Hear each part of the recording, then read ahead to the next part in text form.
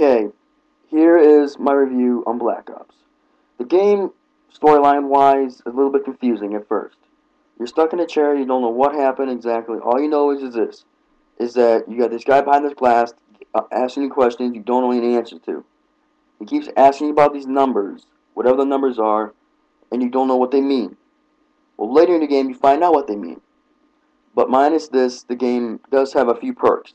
For one is, you get to pilot a helicopter, a Russian Hind. The first mission, however, you got to go to, I think, Puerto Rico, I think, or wherever Fidel Castro's in, and you got to kill him.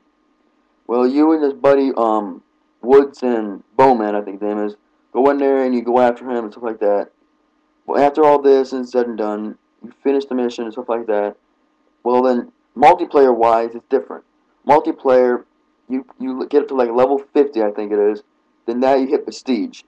But the downside with that is this. When you hit Prestige, you lose all your guns. Every one. You start back with the original guns you first started with. The M16, the Olympian, and other guns like that. Besides that, you gotta unlock the guns again when you hit Prestige. It's almost like they're going over again. But, however, the game does have a few perks with that. Is that you get new things unlocked. You get new nameplates and stuff like that for your player card. You get new symbols and stuff like that. Through multiplayer, you can change your player card symbols, your names, stuff like that. But the downside is that it all costs money in the game. Credits, they call them. The more credits you get, the more stuff you can buy and unlock. Everything in the game costs stuff. When you unlock something, you gotta buy it. You don't just get it all of a sudden. That's the problem with this game. There's two settings, regular and combat training. Combat training is unique because you can practice, but the downside is anything you unlock in combat training will not be in the real multiplayer system. That is the downside with it. But combat training, you can have you and your friends go up against computers with your friends' names or just the game systems that the system comes up with. But the downside is this, is that you can set the difficulty, you can get stronger, better, but like I said before, the guns you get, you not unlock within the real online player system. You can play split screen or online. Online, you go up against players from around the world who have the same game, who are on the same map, or in the same match. That's the upside with this game. Downside is that if you are not good enough, some of the players can outdo you, but you get experience and practice.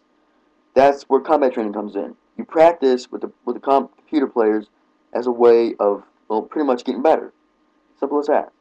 Downside is that with it comes a problem.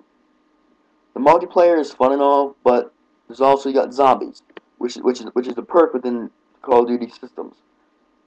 The zombies you first start out with King of the Token, 5, and Dead Ops Arcade, which those three maps are unique. Dead Ops is like you're in a video game from an old arcade.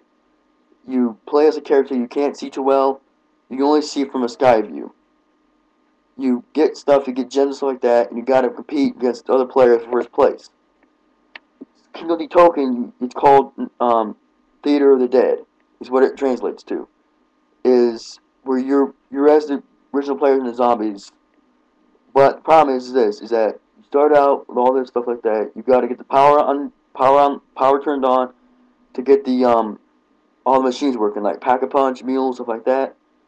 But however, with it, you gotta get the power unlocked to find a Pack-a-Punch machine, which is hidden on top of this theater projector room, which you need to get the teleporter working to get to it.